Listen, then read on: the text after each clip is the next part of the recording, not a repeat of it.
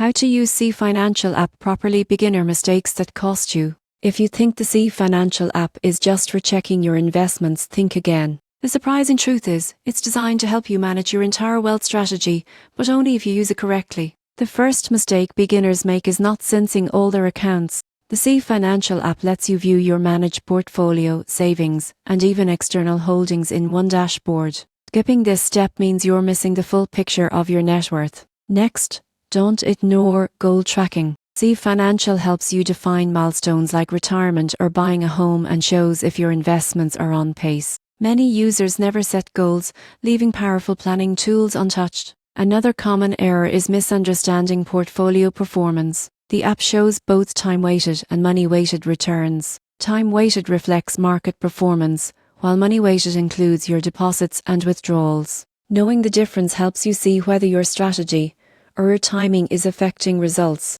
Also, check your Portfolio Insights tab. It breaks down holdings by asset class, geography and sector. Many investors are shocked to find they're overexposed to one region or industry. Finally, use the advisor messaging feature. This platform lets you chat securely with your financial advisor right inside the app. It's faster, safer, and keeps your investment discussions organized. When used properly, the C Financial app becomes more than a dashboard, it's a command center for your wealth. Sync your accounts, set your goals, and stay engaged. Because smart wealth management isn't about checking numbers, it's about making those numbers work for your future.